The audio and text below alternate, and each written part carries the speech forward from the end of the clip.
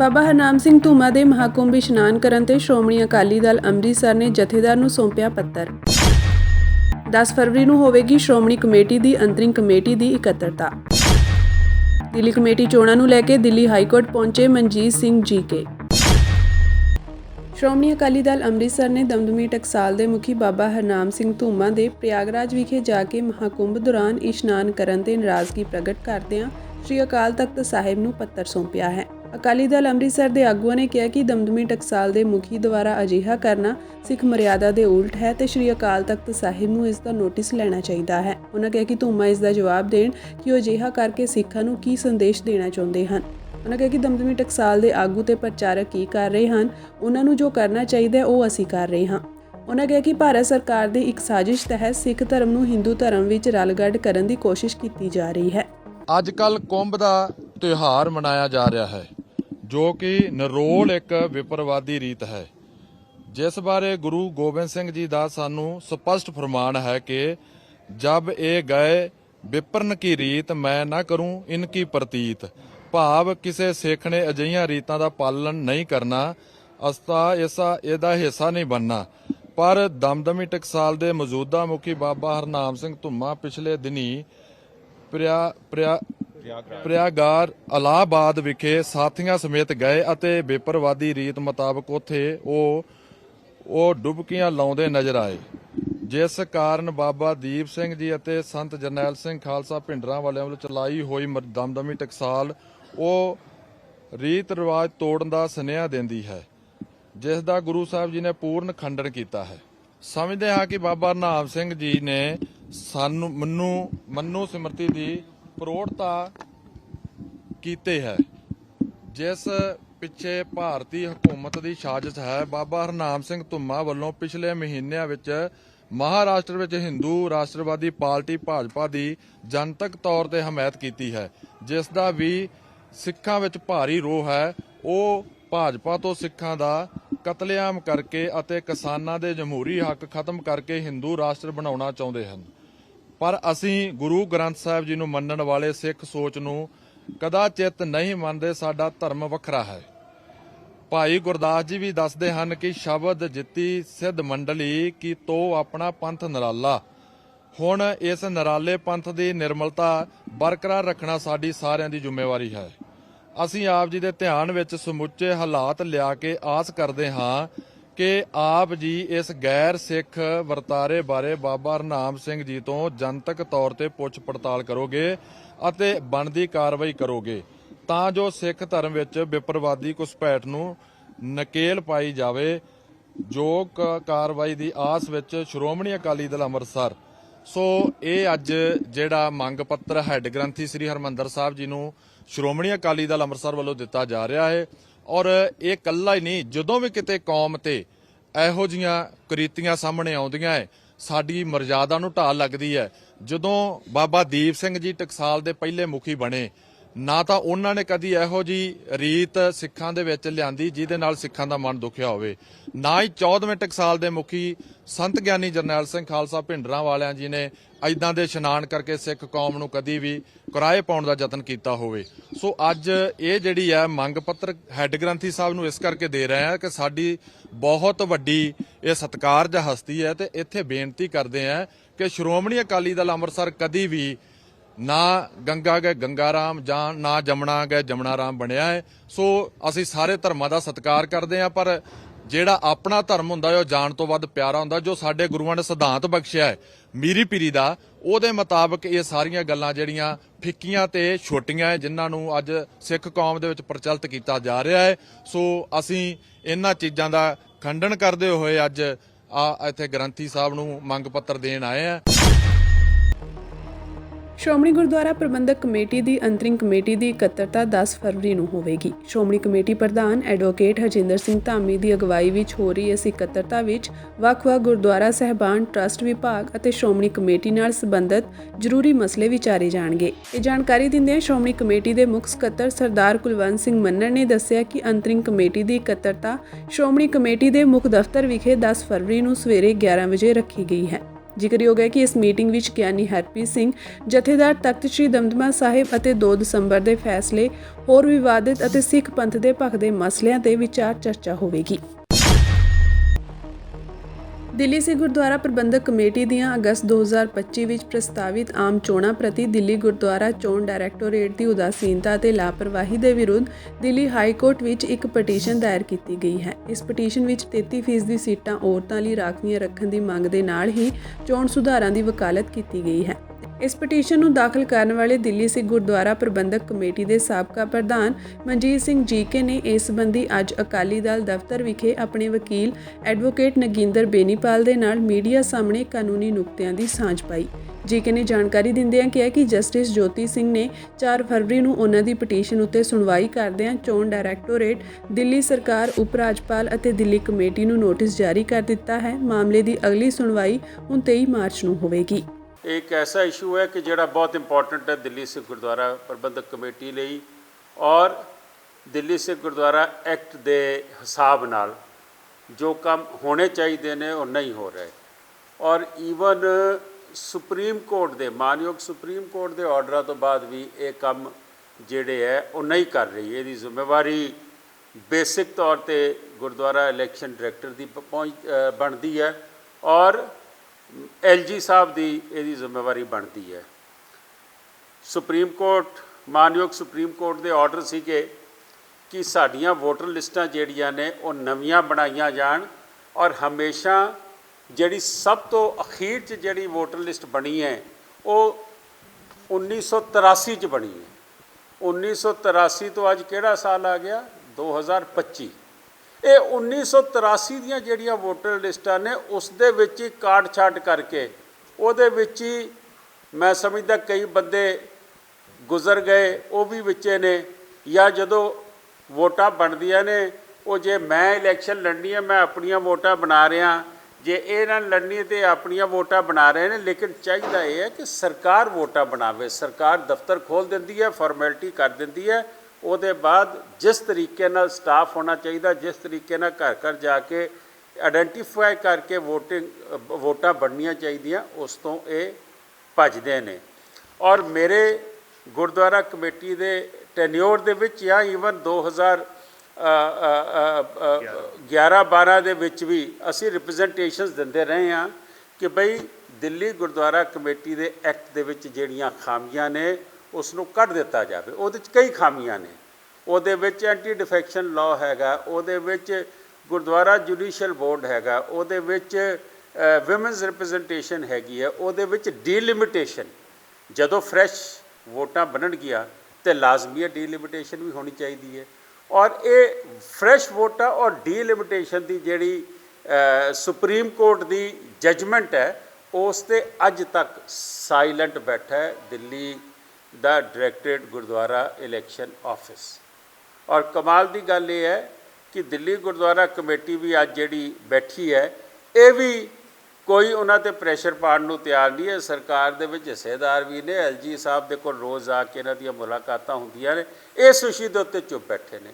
ਇਹਨਾਂ ਦੀ ਮਨਸ਼ਾ ਜ਼ਾਹਿਰ ਹੈ ਕਿ ਜਿਨ੍ਹਾਂ ਨੇ ਇੰਟਰਨਲ ਇਲੈਕਸ਼ਨ ਨਹੀਂ ਕਰਾਈ ਜਿਹੜੀ 2 ਸਾਲ ਬਾਅਦ ਹੋਣੀ ਚਾਹੀਦੀ ਸੀ, ਇਹ ਚਾਹੁੰਦੇ ਨੇ ਕਿ ਜਿਹੜੀ ਜਨਰਲ ਇਲੈਕਸ਼ਨ ਵੀ ਹੈ ਉਹ ਵੀ 3-4 ਸਾਲ ਟਪਾ ਜਾਈਏ ਅਤੇ ਅਸੀਂ ਇੱਥੇ ਹੀ ਬੈਠੇ ਰਹੀਏ।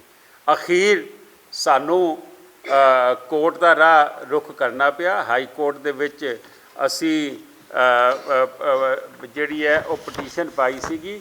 ਪਹਿਲੇ ਅਸੀਂ ਰਿਪਰੈਜ਼ੈਂਟੇਸ਼ਨ ਦਿੱਤੀ ਸੀਗੀ ਇਹਨਾਂ ਨੂੰ LG ਹਾਊਸ ਨੂੰ ਔਰ ਗੁਰਦੁਆਰਾ ਡਾਇਰੈਕਟਰ ਜਿਹੜੇ ਹੈਗੇ ਨੇ ਉਹਨਾਂ ਨੂੰ ਰਿਪਰੈਜ਼ੈਂਟੇਸ਼ਨ ਦਿੱਤੀ ਸੀ। ਔਰ ਉਸ ਤੋਂ ਬਾਅਦ ਅਸੀਂ ਹਾਈ ਕੋਰਟ ਦੇ ਵਿੱਚ ਇਹ ਰਿਟ ਪਟੀਸ਼ਨ ਫਾਈਲ ਕੀਤੀ ਹੈ। ਉਹਦੇ ਵਿੱਚ ਅਸੀਂ ਜਿਹੜੇ ਇਸ਼ੂਜ਼ ਲਏ ਨੇ ਕਿ ਲਾਸਟ ਵੋਟਰ ਲਿਸਟ ਜਿਹੜੀ ਹੈ 1983 'ਚ ਬਣੀ ਸੀ, ਜਿਵੇਂ ਮੈਂ ਤੁਹਾਡੇ ਨਾਲ ਸ਼ੇਅਰ ਕੀਤਾ। ਉਸ ਤੋਂ ਬਾਅਦ ਅਸੀਂ ਆਖਿਆ ਕਿ 33% ਰਿਜ਼ਰਵੇਸ਼ਨ ਜਿਹੜੀ ਹੈ ਉਹ ਵਿਮਨਸ ਨੂੰ ਮਿਲਣੀ ਚਾਹੀਦੀ ਹੈ, ਉਹ ਔਰਤਾਂ ਨੂੰ ਮਿਲਣੀ ਚਾਹੀਦੀ ਹੈ, ਬੀਬੀਆਂ ਨੂੰ ਮਿਲਣੀ ਚਾਹੀਦੀ ਹੈ। ਦਿੱਲੀ ਸਿੱਖ ਗੁਰਦੁਆਰਾ ਦੇ ਐਕਟ ਦੇ ਵਿੱਚ ਅਮੈਂਡਮੈਂਟ ਹੋਣੀ ਚਾਹੀਦੀ ਹੈ ਤਾਂ ਕਿ ਲਾਜ਼ਮੀ ਕੀਤਾ ਜਾਵੇ ਕਿ 33% ਸਾਨੂੰ ਇਹ ਰਿਜ਼ਰਵੇਸ਼ਨ ਮਿਲਣੀ ਚਾਹੀਦੀ ਹੈ। ਔਰ ਫਰੈਸ਼ ਇਲੈਕਟਰਲ ਰੋਲ ਔਰ ਰੋਲਸ ਔਰ ਡੀਲਿਮਿਟੇਸ਼ਨ ਜਿਵੇਂ ਸੁਪਰੀਮ ਕੋਰਟ ਦੇ ਆਰਡਰ ਨੇ ਉਸ ਦੀ ਇੰਪਲੀਮੈਂਟੇਸ਼ਨ ਹੋਣੀ ਚਾਹੀਦੀ ਹੈ। ਇਹ ਕੰਟੈਂਪਟ ਬਣਦੀ ਹੈ ਸਿੱਧੀ ਤੌਰ 'ਤੇ ਸਰਕਾਰ ਦੇ ਉੱਤੇ, ਡਿਪਾਰਟਮੈਂਟ ਦੇ ਉੱਤੇ, ਔਰ ਅਸੀਂ ਇਹ ਚੀਜ਼ਾਂ ਅਸੀਂ ਕੀਤੀਆਂ ਸੀ। ਔਰ ਹੁਣ ਜਿਹੜੀ ਡੇਟ ਸਾਨੂੰ ਮਿਲੀ, ਇਹ ਨੋਟਿਸ ਹੋ ਗਏ ਨੇ ਗੁਰਦੁਆਰਾ ਕਮੇਟੀ ਨੂੰ ਵੀ, ਗੁਰਦੁਆਰਾ ਇਲੈਕਸ਼ਨ ਡਾਇਰੈਕਟਰ ਨੂੰ ਵੀ, ਔਰ ਦਿੱਲੀ ਸਰਕਾਰ ਔਰ LG ਨੂੰ। ਸਿਰਫ ਦਿੱਲੀ ਸਰਕਾਰ ਦਾ ਵਕੀਲ ਪੇਸ਼ ਹੋਇਆ ਸੀ, ਐਡਵਾਂਸ ਇਹਨਾਂ ਨੂੰ ਕਾਪੀ ਦੇਣ ਤੋਂ ਬਾਅਦ ਵੀ ਇਹ ਨਾ ਦਿੱਲੀ ਕਮੇਟੀ ਵੱਲੋਂ ਪੇਸ਼ ਹੋਇਆ, ਨਾ ਕੋਈ ਇਲੈਕਸ਼ਨ ਡਾਇਰੈਕਟਰੇਟ ਵੱਲੋਂ ਪੇਸ਼ ਹੋਇਆ, ਲੇਕਿਨ ਨੋਟਿਸ ਹੋ ਗਏ ਨੇ। ਔਰ ਸਾਨੂੰ ਪੂਰੀ ਉਮੀਦ ਹੈ ਕਿ ਕੋਰਟ ਦੇ ਥਰੂ ਅਸੀਂ ਜਿਹੜੀ ਇਹ ਢਿੱਲ ਵਰਤ ਰਹੇ ਨੇ, ਸਾਡੀ ਲਾਸਟ ਇਲੈਕਸ਼ਨ ਜਿਹੜੀ ਹੋਈ ਸੀਗੀ 2021 ਦੀ ਅਗਸਤ ਮਹੀਨੇ 'ਚ ਹੋਈ ਸੀ, ਤੇ 2025 ਦੇ 4 ਸਾਲ ਦੀ ਟਰਮ ਹੈ। ਅਗਸਤ ਦੇ ਵਿੱਚ ਸਾਡੀ ਜਨਰਲ ਇਲੈਕਸ਼ਨ ਡਿਊ ਹੈ। ਅਸੀਂ ਚਾਹੁੰਦੇ ਹਾਂ ਕਿ ਸਾਡੀ ਇਲੈਕਸ਼ਨ ਟਾਈਮ ਸਿਰ ਹੋਣੀ ਚਾਹੀਦੀ ਹੈ, ਔਰ ਸਰਕਾਰ ਸੁਨਿਸ਼ਚਿਤ ਕਰੇ, ਕੋਰਟ ਦਾ ਡੰਡਾ ਉਹਨਾਂ ਦੇ ਪਿੱਛੇ ਹੋਣਾ ਚਾਹੀਦਾ ਕਿ ਸਾਡੀ ਇਲੈਕਸ਼ਨ ਟਾਈਮ ਸਿਰ ਹੋਣ, ਵੋਟਾਂ ਬਣਨ, ਡੀਲਿਮਿਟੇਸ਼ਨ ਹੋਵੇ, ਔਰ ਜਿਹੜੀ ਅਮੈਂਡਮੈਂਟ ਦੀ ਅਸੀਂ ਮੰਗ। ਦਿੱਲੀ ਦੀ ਇੱਕ ਅਦਾਲਤ ਨੇ ਅੱਜ ਕੌਮੀ ਰਾਜਧਾਨੀ ਦਿੱਲੀ ਦੇ ਸਰਸਵਤੀ ਵਿਹਾਰ ਖੇਤਰ ਵਿੱਚ 2 ਵਿਅਕਤੀਆਂ ਦੇ ਕਤਲ ਦੇ ਸਬੰਧ ਵਿੱਚ ਕਾਂਗਰਸ ਦੇ ਸਾਬਕਾ ਸੰਸਦ ਮੈਂਬਰ ਸੱਜਣ ਕੁਮਾਰ ਵਿਰੁੱਧ 1984 ਦੇ ਸਿੱਖ ਕਤਲੇਆਮ ਦੇ ਇੱਕ ਕਤਲ ਕੇਸ ਵਿੱਚ ਆਪਣਾ ਫੈਸਲਾ 12 ਫਰਵਰੀ ਤੱਕ ਟਾਲ ਦਿੱਤਾ ਹੈ। ਜ਼ਿਕਰਯੋਗ ਹੈ ਕਿ ਵਿਸ਼ੇਸ਼ ਜੱਜ ਕਾਵੇਰੀ ਬਵੇਜਾ ਨੇ ਅੱਜ ਇਸ ਸੰਬੰਧੀ ਆਪਣਾ ਫੈਸਲਾ ਸੁਣਾਉਣਾ ਸੀ, ਜੋ ਕਿ ਬੁੱਧਵਾਰ ਤੱਕ ਟਾਲ ਦਿੱਤਾ ਗਿਆ ਹੈ। ਸ਼ੰਭੂ ਬਾਰਡਰ ਤੋਂ ਮੀਡੀਆ ਨੂੰ ਸੰਬੋਧਨ ਕਰਦਿਆਂ ਕਿਸਾਨ ਮਜ਼ਦੂਰ ਸੰਘਰਸ਼ ਕਮੇਟੀ ਦੇ ਸੂਬਾ ਆਗੂ ਤੇ ਕਿਸਾਨ ਮਜ਼ਦੂਰ ਮੋਰਚਾ ਦੇ ਕੋਆਰਡੀਨੇਟਰ ਸਰਵਣ ਸਿੰਘ ਪੰਧੇਰ ਨੇ ਕਿਹਾ ਕਿ ਅੱਜ ਖੇਤੀਬਾੜੀ ਮੰਤਰੀ ਸ਼ਿਵਰਾਜ ਚੌਹਾਨ ਨੇ ਬਜਟ ਤੇ ਚਰਚਾ ਦੌਰਾਨ ਇੱਕ ਸਵਾਲ ਦੇ ਜਵਾਬ ਵਿੱਚ ਕਿਹਾ ਕਿ ਕਿਸਾਨ ਮੋਬਾਈਲ ਰਾਹੀਂ ਘਰੋਂ ਫਸਲ ਦੀ ਫੋਟੋ ਖਿੱਚ ਕੇ ਐਪ ਤੇ ਪਾਉਣ ਵਧੀਆ ਫਸਲ ਦਾ ਰੇਟ ਵੱਧ ਜਾਵੇਗਾ। ਪੰਧੇਰ ਨੇ ਕਿਹਾ ਕਿ ਉਹਨਾਂ ਦਾ ਇਹ ਇਸ਼ਾਰਾ ਪ੍ਰਾਈਵੇਟ ਮੰਡੀ ਵਾਲੀ ਹੈ। ਉਹਨਾਂ ਕਿਹਾ ਕਿ MSP ਲੀਗਲ ਗਰੰਟੀ ਕਾਨੂੰਨ ਦੀ ਮੰਗ ਇਸੇ ਕਾਰਨ ਕੀਤੀ ਜਾ ਰਹੀ ਹੈ ਕਿ ਸਰਕਾਰ ਕਿਸਾਨਾਂ ਨੂੰ ਵਰਗਲਾ ਕੇ ਖੁਦ ਜ਼ਿੰਮੇਵਾਰੀ ਤੋਂ ਭੱਜਣਾ ਚਾਹੁੰਦੀ ਹੈ ਅਤੇ ਕਿਸਾਨਾਂ ਨੂੰ ਮਾਰਕੀਟ ਦੇ ਆਸਰੇ ਛੱਡ ਦੇਣਾ ਚਾਹੁੰਦੀ ਹੈ। ਇਸੇ ਕਰਕੇ ਹੀ ਉਹਨਾਂ ਦਾ ਹਰ ਬਿਆਨ ਪ੍ਰਾਈਵੇਟ ਮੰਡੀ ਨੂੰ ਵਡਿਆਉਣ ਵਾਲਾ ਆ ਰਿਹਾ ਹੈ। ਉਹਨਾਂ ਕਿਹਾ ਕਿ ਸਬਜ਼ੀਆਂ, ਫਲ, ਦਾਲਾਂ, ਤੇਲ ਬੀਜ ਵਰਗੀਆਂ ਬਹੁਤ ਸਾਰੀਆਂ ਹੋਰ ਫਸਲਾਂ ਜੋ ਪ੍ਰਾਈਵੇਟ ਖੇਤਰ ਤੇ ਹੀ ਵਿਕ ਰਹੀਆਂ ਹਨ, ਉਹਨਾਂ ਦੀ ਪੈਦਾਵਾਰ ਕਰਨ ਵਾਲੇ ਕਿਸਾਨ ਵੀ ਬੁਰੇ ਹਾਲਾਤਾਂ ਵਿੱਚ ਹਨ ਅਤੇ ਕਰਜ਼ੇ ਦੀ ਮਾਰ ਹੇਠ ਹਨ। ਉਹਨਾਂ ਕਿਹਾ ਕਿ ਕੇਂਦਰ ਸਰਕਾਰ ਆਪਣਾ ਭੁਲੇਖਾ ਦੂਰ ਕਰ ਲਵੇ ਕਿ ਲੰਮਾ ਚੱਲਣ ਕਾਰਨ ਇਹ ਅੰਦੋਲਨ ਮੱਠਾ ਪਵੇਗਾ ਜਾਂ ਲੋਕਾਂ ਵਿੱਚੋਂ ਉਤਸ਼ਾਹ ਦੀ ਘਾਟ ਦਿਖੇਗੀ। ਉਹਨਾਂ ਅੱਗੇ ਕਿਹਾ ਕਿ ਭਾਰਤੀਆਂ ਨੂੰ ਅਮਰੀਕਾ ਵੱਲੋਂ ਡਿਪੋਰਟ ਕਰਨ ਵੇਲੇ ਅਪਣਾਏ ਗਏ ਗੈਰਮਾਨਵੀ ਤਰੀਕੇ ਤੇ ਵਿਦੇਸ਼ ਮੰਤਰੀ S ਜੈਸ਼ੰਕਰ ਦੁਆਰਾ ਦਿੱਤੇ ਗਏ ਗੋਲਮੋਲ ਬਿਆਨ ਨੇ ਦੇਸ਼ ਦੇ ਸਵੈਮਾਨ ਨੂੰ ਸੱਟ ਮਾਰਨ ਵਾਲਾ ਕੰਮ ਕੀਤਾ ਹੈ। ਉਹਨਾਂ ਕਿਹਾ ਕਿ ਕਮਜ਼ੋਰ ਵਿਦੇਸ਼ ਨੀਤੀ ਕਾਰਨ ਭਾਰਤ ਸਰਕਾਰ ਆਪਣੇ ਨਾਗਰਿਕਾਂ ਦੇ ਸਵੈਮਾਨ ਦੀ ਰੱਖਿਆ ਕਰਨ ਵਿੱਚ ਨਾਕਾਮ ਰਹੀ ਹੈ। ਉਹਨਾਂ ਹਰਿਆਣਾ ਸਰਕਾਰ ਵੱਲੋਂ ਅਮਰੀਕਾ ਤੋਂ ਵਾਪਸ ਆਏ ਹਰਿਆਣੇ ਦੇ ਵਸਨੀਕਾਂ ਨੂੰ ਕੈਦੀਆਂ ਵਾਲੀਆਂ ਗੱਡੀਆਂ ਵਿੱਚ ਲਿਜਾਏ ਜਾਣ ਦੀ ਨਿਖੇਧੀ ਕੀਤੀ। ਉਹਨਾਂ ਕਿਹਾ ਕਿ ਇਸ ਵੇਲੇ ਰੁਪਈਆ ਡਾਲਰ ਮੁਕਾਬਲੇ ਸਭ ਤੋਂ ਹੇਠਲੇ ਪੱਧਰ ਤੇ ਜਾ ਖੜਾ ਹੈ। ਸਰਕਾਰ ਵੱਲੋਂ ਖੇਤੀ, ਸਿਹਤ ਅਤੇ ਸਿੱਖਿਆ ਬਜਟ ਘੱਟ ਕਰ ਦਿੱਤਾ ਗਿਆ ਹੈ, ਜਿਸ ਕਾਰਨ ਦੇਸ਼ ਬਰਬਾਦੀ ਦੀ ਰਾਹ ਵੱਲ ਜਾ ਰਿਹਾ ਹੈ। ਉਹਨਾਂ ਵਿਦੇਸ਼ ਤੋਂ ਪਰਤੇ ਨੌਜਵਾਨਾਂ ਨੂੰ ਸੁਨੇਹਾ ਦਿੰਦਿਆਂ ਕਿਹਾ ਕਿ ਅਜਿਹੇ ਹਾਲਾਤਾਂ ਵਿੱਚ ਰਲ ਕੇ ਅੰਦੋਲਨ ਕੀਤਾ ਜਾਣਾ ਚਾਹੀਦਾ ਹੈ ਅਤੇ ਖੇਤੀ ਸੈਕਟਰ ਅਤੇ ਦੇਸ਼ ਦੇ ਭਵਿੱਖ ਨੂੰ ਬਚਾਉਣ ਲਈ ਸੰਘਰਸ਼ ਕੀਤਾ ਜਾਵੇ। ਜੋ ਇਹ ਅਫਵਾहें फैलाई जाती हैं शंभू पर बॉर्डर खुल गया है, बिल्कुल असत्य है। हम चाहते हैं केंद्र अथवा सैनी सरकार बॉर्डर को खोले। 6 दिन रह गए, लगभग 1 साल पूरा होने को। हम सभी भारतवासियों को, उत्तर भारत के किसान, मजदूर, नौजवान, माताएं, बहनें सभी को अपील कर रहे हैं अधिक से अधिक यहाँ पहुँचा जाए। जो आज शिवराज चौहान जी हमारे आदरणीय खेती मंत्री हैं, उन्होंने जो बयान दिया है कि हम लोग उच्चतम फसल का रेट दिलवाने के लिए किसान को बोल रहे हैं, आप ऐप डाउनलोड कीजिए, फसल की फ़ोटो खींचिए और भेजिए तो आपको अधिक दाम मिलेगा। ये प्राइवेट मंडी का कंसेप्ट है। कोई ऐप में अपनी फसल की फ़ोटो डालने से अगर किसान को उच्चतम मूल्य मिल जाता तो इससे और सुखद और क्या था। तो सरकार MSP लीगल गारंटी कानून बनाने से भाग रही है। जो हम पहले भी कहते थे, कौमी डिजिटल मंडी जो वो बनाकर जो है वो प्राइवेट मंडी का कंसेप्ट लेकर आ रहे हैं। और इसी के साथ साथ कृषि मंत्री जी जो कम से कम बजट कृषि क्षेत्र में रखा गया उसके बारे में कोई स्पष्ट नहीं कर रहे। जो हमारे देश में बेरोजगारी है, हम वैसे दावा विश्व गुरु होने का कर रहे हैं। जिस तरह से अमेरिका ने हमारे युवाओं को भारत भेजा, खास करके लड़कियों को जिस तरह से बेड़ियां लगाई गई, जिस तरह से कैदी समझ के भेजा गया, हमारे विदेश मंत्री जी बोल रहे हैं कि ये उनका कानून है, ये ठीक है। अंतर्राष्ट्रीय मानव अधिकारों की कोई मर्यादा भी होती है। हमारी विदेश नीति अंतर्राष्ट्रीय मानव अधिकारों के ऊपर कोई स्पष्टता नहीं कर रही है। विश्व गुरु कुछ भी नहीं बोल रहे हैं, ये निंदनीय है। भारत सरकार और या जितने भी राज्यों की सरकारें हैं, वो जितने एजेंटों ने अनलीगल तौर पे युवाओं को बाहर भेजा, उनके खिलाफ कार्रवाई करें, उनको जेलों में डालें, और जो झूठ आए हैं, जो उनका नुकसान हुआ, उनकी भरपाई होनी चाहिए, ऐसा हमारा मानना है। और हम अब कहना चाहेंगे मोदी सरकार के भी रुपया डॉलर के मुकाबले सब न्यूनतम दर में पहुंचा। 87.57 है ये अभी रुपए की सबसे निचली कीमत। तो क्या मोदी जी आप बोलते थे अगर रुपए की कीमत गिर जाएगी तो देश गिर जाएगा, क्या यही है? ਪੰਜਾਬ ਵਿਧਾਨ ਸਭਾ ਵਿੱਚ ਵਿਰੋਧੀ ਧਿਰ ਦੇ ਆਗੂ ਪ੍ਰਤਾਪ ਸਿੰਘ ਬਾਜਵਾ ਨੇ ਆਮ ਆਦਮੀ ਪਾਰਟੀ ਦੀ ਅਗਵਾਈ ਵਾਲੀ ਪੰਜਾਬ ਸਰਕਾਰ ਤੇ ਗੈਰ ਕਾਨੂੰਨੀ ਮਾਈਨਿੰਗ ਵੱਲ ਕੋਈ ਧਿਆਨ ਨਾ ਦੇਣ ਦਾ ਦੋਸ਼ ਲਗਾਉਂਦਿਆਂ ਕਿਹਾ ਕਿ ਗੈਰ ਕਾਨੂੰਨੀ ਮਾਈਨਿੰਗ ਵਿੱਚ ਆਪ ਲੀਡਰਸ਼ਿਪ ਦੀ ਸ਼ਮੂਲੀਅਤ ਦੀ ਸੰਭਾਵਨਾ ਤੋਂ ਇਨਕਾਰ ਨਹੀਂ ਕੀਤਾ ਜਾ ਸਕਦਾ। ਉਨ੍ਹਾਂ ਕਿਹਾ ਕਿ ਆਮ ਆਦਮੀ ਪਾਰਟੀ ਦੇ ਸੱਤਾ ਵਿੱਚ ਆਉਣ ਤੋਂ ਬਾਅਦ ਗੈਰ ਕਾਨੂੰਨੀ ਮਾਈਨਿੰਗ ਦੇ ਮਾਮਲੇ ਕਈ ਗੁਣਾ ਵੱਧ ਗਏ ਹਨ। ਸਾਰੀਆਂ ਮੀਡੀਆ ਸੰਸਥਾਵਾਂ ਨੇ ਸਮੇਂ-ਸਮੇਂ ਤੇ ਅਜਿਹੀਆਂ ਘਟਨਾਵਾਂ ਦੀ ਰਿਪੋਰਟ ਵੀ ਕੀਤੀ ਹੈ।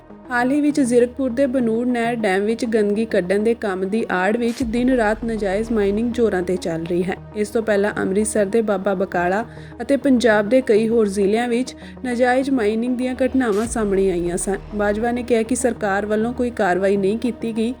ਉਨ੍ਹਾਂ ਕਿਹਾ ਕਿ ਕੁਝ ਹਫ਼ਤੇ ਪਹਿਲਾਂ ਹੀ ਪੰਜਾਬ ਦੇ ਲੋਕਪਾਲ ਜਸਟਿਸ ਵਿਨੋਦ ਕੇ ਸ਼ਰਮਾ ਨੇ ਮੁਹਾਲੀ ਜ਼ਿਲ੍ਹੇ ਵਿੱਚ ਗੈਰ ਕਾਨੂੰਨੀ ਮਾਈਨਿੰਗ ਰੋਕਣ ਵਿੱਚ ਸਰਕਾਰੀ ਮਸ਼ੀਨਰੀ ਦੀ ਅਸਫਲਤਾ ਲਈ ਆਮ ਆਦਮੀ ਪਾਰਟੀ ਦੇ ਮੰਤਰੀ ਬਰਿੰਦਰ ਕੁਮਾਰ ਗੋਇਲ ਅਤੇ ਪੰਜਾਬ ਪ੍ਰਦੂਸ਼ਣ ਕੰਟਰੋਲ ਬੋਰਡ ਦੇ ਚੇਅਰਮੈਨ ਪ੍ਰੋਫੈਸਰ ਆਦਰਸ਼ਪਾਲ ਵਿਗ ਨੂੰ ਕਾਰਨ ਦੱਸੋ ਨੋਟਿਸ ਜਾਰੀ ਕੀਤਾ ਸੀ। ਅਜਿਹਾ ਜਾਪਦਾ ਹੈ ਕਿ ਆਪ ਸਰਕਾਰ ਨੇ ਇਸ ਦੀ ਕੋਈ ਪਰਵਾਹ ਨਹੀਂ ਕੀਤੀ।